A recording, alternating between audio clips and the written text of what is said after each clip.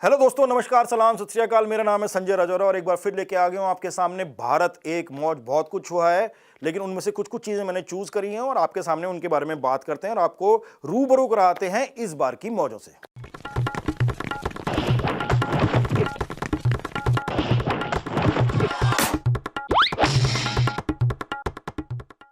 दोस्तों, पेंडेमिक ने दुनिया की ऐसी तैसी करके रखी हुई है और हिंदुस्तान में तो चार मुसीबतें और ऊपर से आ गई है। पेंडेमिक के साथ बंगाल में तूफान आ गया और माइग्रेंट वर्कर्स को अपने घर तक जाने के लिए जो दिक्कतों का सामना करना पड़ रहा है वो कहानी किसी से छुपी नहीं है। किस तरीके से वो जाना चाहते हैं अपने घर पे, लेकिन कोई ना कोई तरीका ढूंढ के सरकारें अड़ंगा लगा रही हैं कि वो ना जा पाए। लेकिन जैसे कि कहते हैं कि हमारे पॉलिटिशियंस की एक खास बात है, वो बहुत कुछ प्रॉमिस करते हैं कि हम ये भी डिलीवर करेंगे, ये भी डिलीवर करेंगे, और क्राइसिस को तो खास तौर पे अपॉर्चुनिटी में कन्वर्ट करने के लिए मशहूर है, खास तौर पे ये सरकार। गुजरातियों आवो मुख्यमंत्री विजयभाई ना अभियान हूं पण कोरोना वॉरियर में जोड़ाइए। गुजरात के चीफ मिनिस्टर साहब को ही ले लीजिए, मिस्टर रूपानी। उन्होंने कुछ टाइम पहले ये अनाउंस किया था कि गुजरात में ही लोकल लोगों ने, वहीं के उनके आसपास बैठे हुए लोगों ने जो है वेंटिलेटर्स डेवलप कर दिए हैं और वो वेंटिलेटर जो हैं बहुत ही बढ़िया है, बहुत ही सस्ते हैं और वो गुजरात में पेशेंट्स पे यूज भी हो रहे हैं। और उन्होंने बोला कि सुबह से पेशेंट्स पे इस्तेमाल हो रहे हैं। मुझे खुशी है कि वेंटिलेटर बनाने में भी गुजरात में हमारे लोकल इंडस्ट्रियलिस्ट कामयाब हुए हैं। पूरा उसका सर्टिफाई भी हो गया है और पेशेंट पर सुबह से सक्सेसफुली वो काम भी कर रहा है। फर्जी जाली वेंटिलेटर की, क्या वेंटिलेटर भी कोई जाली हो सकता है? लेकिन गुजरात से आने वाली खबरें बता रही हैं कि वेंटिलेटर जाली हो सकता है। अब जाके पता चला है कि वो तो एक्चुअली वेंटिलेटर थे ही नहीं हैं और वो उन्होंने झूठ बोल दिया वहां पे कि वो वेंटिलेटर है। और पेशेंट्स पे टेस्ट नहीं, सिर्फ एक पेशेंट पे उसको टेस्ट किया था, फ्लाउटिंग ऑल द रूल्स जो किसी भी इक्विपमेंट को कमीशन करने में लगाए जाते हैं।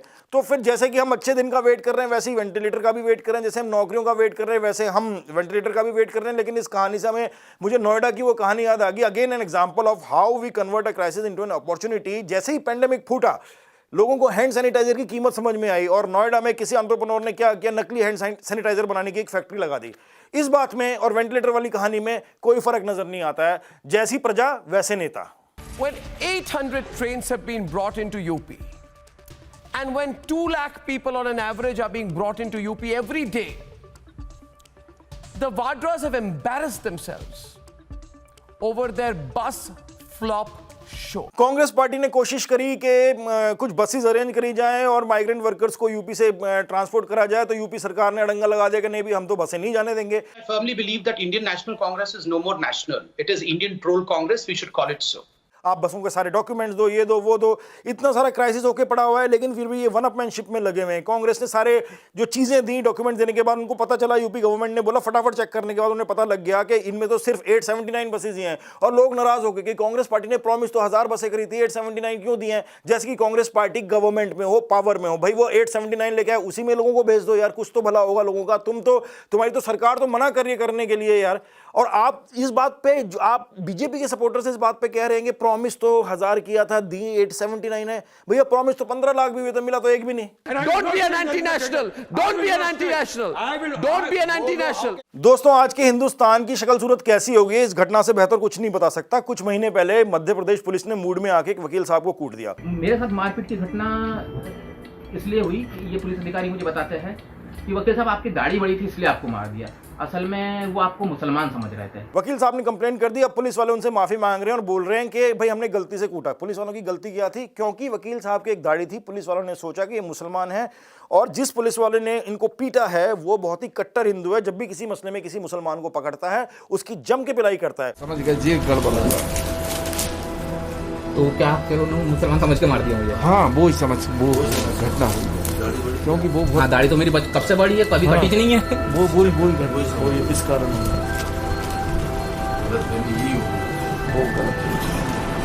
वो गलत और अब वो पुलिस वाला कह रहा है कि मुझे बहुत दुख हो रहा है, बहुत अफसोस हो रहा है कि मैंने अपने एक हिंदू भाई को गलती से मुसलमान समझ के पीट दिया। तो ये दाढ़ी का बड़ा मसला हो गया। और अब देखो, मुझे तो लगता है भैया लॉकडाउन की वजह से लोगों की दाढ़ियां बढ़ रही हैं, बहुत सारे लोगों को मुश्किल होने वाली है क्योंकि दाढ़ी की वजह से कुटाई हो रही है, इंक्लूडिंग मी। करेक्ट। ये कौन सा मुसलमान है भाई? सर क्या मसला है? नहीं यार, ये दिख सही नहीं रहा इसको। तुम मुसलमान, एक काम करो, उसको शलवार कमीज पहनाओ, शलवार कमीज पहनाओ उसको। ये नहीं, ये क्यों? मैं असल में मुसलमान हूँ। मेरा नाम फर्रुख है भाई। दोस्तों, पिछले दिनों एक चीज तो क्लियर होगी, अगर कोई भी एक तबका जो है प्रिकॉशंस नहीं लेता है और फिजिकल डिस्टेंसिंग नहीं प्रैक्टिस करता है और कोरोना फैलाता है, तो उसको आप टेररिस्ट भी कह सकते हो, उसको जिहादी भी बोल सकते हो, कोरोना जिहादी भी बोल सकते हो। लेकिन अगर वो जी न्यूज का एम्प्लॉय है, फिर वो वॉरियर बन जाता है। आपको मेरी बात पे यकीन नहीं आता? इसलिए आज जी न्यूज के खिलाफ जहर उगलने वालों को हमारे ही जी वॉरियर्स सीधा जवाब देंगे। ये वो जी वॉरियर्स हैं जो कोरोना पॉजिटिव होते हुए भी पूरी तरह पॉजिटिव बने हुए हैं, पॉजिटिविटी से भरे हुए हैं। दोस्तों, हिपोक्रेसी भी कोई लिमिट होती है, कोई सीमा होती है यार। कुछ दिन पहले आप सेम इशू को लेके दूसरे लोगों को क्या क्या कह रहे थे, उनको गालियां सुना रहे थे, डिबेट करे जा रहे थे, जिहादें बना रही थी आपने कि ये सब होने वाला है हिंदुस्तान के अंदर, ये कॉन्स्पिरेसी है तबलीगियों की, फलाना है, ढीम का। मैं ये नहीं कह रहा कि उन्होंने जो किया वो ठीक किया, लेकिन वही एग्जैक्टली काम आप कर रहे हो तो आप वॉरियर हो गए यार। कुछ तो शर्म करो यार। मतलब इतना तो देख लिया करो ना कि आप अगर झूठ भी बोलो तो अपने दो झूठों के बीच में कम से कम 6 महीने का गैप तो रखा करो, ताकि लोगों को पिछली बात याद ना रहे। आपने 15 दिन पहले कुछ बोला, 15 दिन बाद कुछ और बोल दिया। आपने हाल के दिनों में देखा होगा, भारत में खास विचारधारा वाले लोगों ने कोरोना वायरस फैलाने में कोई कसर नहीं छोड़ी है। ये लोग अंदर ही अंदर चाहते हैं कि देश में कोरोना वायरस फैल जाए। जब हम ये बात कहते हैं तो कुछ लोगों को अच्छा नहीं लगता, लेकिन यही बात सच है और उसके सबूत आपको हर रोज देखने को मिल रहे हैं। सुधीर चौधरी साहब ट्वीट में ये भी कह रहे हैं, we will defeat propaganda by positivity. मतलब चौधरी साहब आप अपने आप को ही डिफीट करना चाह रहे हो फिर क्या? प्रोपेगेंडा तो आप ही हो। भारत सरकार ने मुझे 130 करोड़ हिंदुस्तानियों की रक्षा के लिए हर एक का पर्सनल बॉडीगार्ड बनाया है। अरे कहां गया?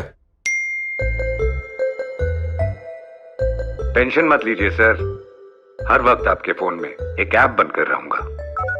इस मोबाइल के अंदर क्या छुपा रखा है? सुबह से क्यों मोबाइल दिखा रहे हैं? बैठ जाइए। दोस्तों, आपके पास स्मार्टफोन होने बहुत जरूरी है और स्मार्टफोन पे आरोग्य सेतु ऐप होना बहुत जरूरी है। लेकिन बड़े बड़े एक्सपर्ट्स ने ये बोला, इंडिया में ही नहीं, इंडिया के बाहर भी ये बोला है कि ये तो जबरदस्ती का ऐप है जो गवर्नमेंट आपकी प्राइवेसी में इन्वेजन कर रही है, आपका डेटा उठा रही है। गवर्नमेंट कह रही है हम ऐसा कुछ नहीं कर रहे, लेकिन सब जानते हैं गवर्नमेंट जो कहती है उसको उल्टा ही करती होती है बेसिकली पब्लिक को लेके। तो आरोग्य सेतु ऐप आपके फोन पे होना जरूरी हो गया, उसके बिना आप कहीं घुस नहीं सकते। पुलिस भी कई बार आपसे चेक करके आपको पीटने भी लग जाती है कि भाई आरोग्य सेतु ऐप क्यों नहीं है, स्मार्टफोन क्यों नहीं है आपके पास। तो देखिए मकसद क्या है इस ऐप को इस्तेमाल करने के लिए। आपको हमेशा अपना लोकेशन जो है वो ऑन रखना है, ब्लूटूथ ऑन रखना है। But many experts are saying कि ये प्राइवेसी में इन्वेजन है, प्राइवेसी का बहुत इशू है, डेटा सारा गवर्नमेंट के पास जाएगा।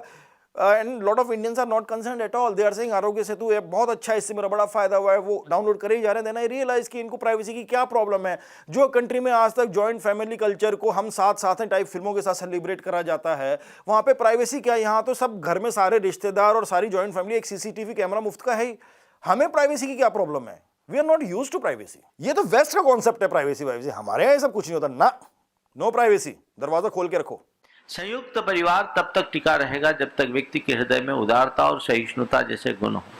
हमारे मन में उदार होना चाहिए, हम एक दूसरे की बातों को इग्नोर कर सकें और सहिष्णुता की भावना मन में आनी चाहिए। हम जितना बन सके हम सहन कर सके। तो दोस्तों, ये था इस बार का भारत एक मौज। उम्मीद करता हूँ आपको थोड़ा बहुत मजा आया होगा, ज्यादा की तो मैं उम्मीद नहीं करता हूँ, क्योंकि हालात ऐसे नहीं है, मुझे खुद मजे नहीं आते हैं, लेकिन आपको थोड़ा बहुत तो आया होगा। अगले एपिसोड का वेट कीजिए और तब तक जो मौजें हैं इस प्रोग्राम के बाहर लेते रहिए।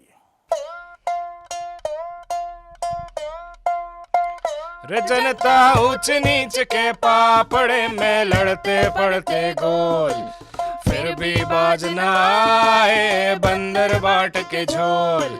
संत मंत्री पुलिस कलेक्टर सभी खड़ा माडोल, ज्ञान में खोट न आए भारत एक मौज। रे पीटी उसा पीछे छोड़े मलिया मोदी मेल, चौकीदार जो दिन में सो गया बन गए देश की रेल। अरे चटनी एक ऐसी भैया स्वाद सभी सभी रोल, मजे में फिर भी ले चटकारे, भारत एक मौज।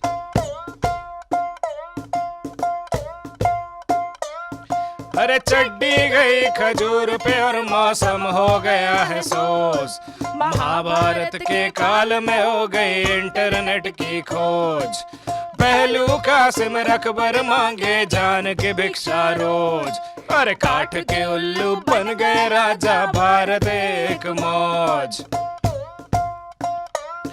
अरे मन की बात करे हर संडे बिना किसी के रोक,